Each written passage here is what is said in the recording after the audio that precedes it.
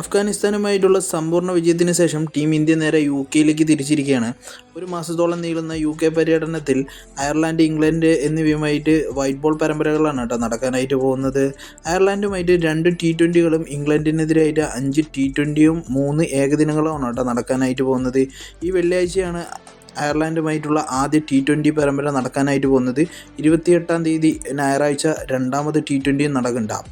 ഇതിലെല്ലാം എല്ലാവരും നോക്കിക്കാണുന്ന ഒരു കാര്യം എന്തെന്ന് പറഞ്ഞു കഴിഞ്ഞാൽ സെൻസേഷൻസ് വൈഭവ് സൂര്യവംശി ഇന്ത്യൻ ടീമിൽ അരങ്ങേറ്റം കുറിക്കുന്നു എന്നുള്ളത് തന്നെയാണ് കേട്ടോ. കഴിഞ്ഞ ദിവസം ത്രിരാഷ്ട്ര ടീമിൻ്റെ മത്സരത്തിൽ ഫൈനൽ നടന്ന സമയത്ത് അതിലെ ചാമ്പ്യന്മാരാകുകയും ചെയ്തതുകൂടാതെ അതിലെ ഹീറോയി മാറിയിരുന്നു കേട്ടോ വൈഭവ് സൂര്യവംശി. അതോടുകൂടിയിട്ട് എല്ലാ ഇന്ത്യൻ ആരാധകരും കാത്തിരിക്കുന്നത് വൈഭവിൻ്റെ ഇന്ത്യൻ ടീമിൻ്റെ അരങ്ങേറ്റം തന്നെയാണെന്ന് വേണമെങ്കിൽ പറയാം കേട്ടോ.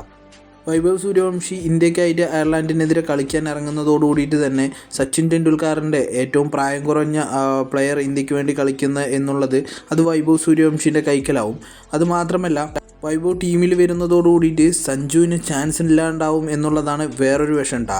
അയർലൻഡിനെതിരെ വൈഭവ് സൂര്യവംശി ഇന്ത്യക്കായിട്ട് അന്താരാഷ്ട്ര ക്രിക്കറ്റിൽ അരങ്ങേറുന്നതിനു കൂടിയിട്ട് തന്നെ സ്വാഭാവികമായിട്ടും അദ്ദേഹം ഓപ്പണിംഗ് സ്ഥാനത്തിലേക്ക് വരികയും ഓപ്പണിങ്ങിനായിട്ട് സഞ്ജു സാംസണും അഭിഷേക് ശർമ്മയും ആരെങ്കിലും ഒരാൾ ആ ഒരു പൊസിഷൻ മാറിക്കൊടുക്കേണ്ടതായിട്ട് വരും.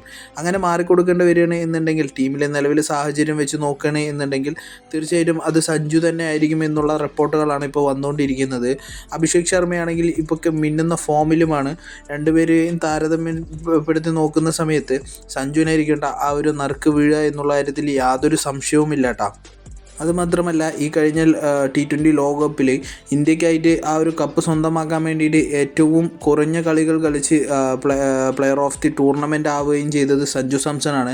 ഈ ഒരു സാഹചര്യം വരെ ഇന്ത്യൻ ടീം മറന്നേക്കുമെന്നുള്ള റിപ്പോർട്ടുകളൊക്കെയാണ് ഇപ്പോൾ ഈ വൈഭവ് സൂര്യവംശിയുടെ ഈ ഒരു ടീമിൻ്റെ എൻട്രിയിലേക്ക് വരുന്നതോടുകൂടിയിട്ട് മാറാനായിട്ട് പോകുന്നത്.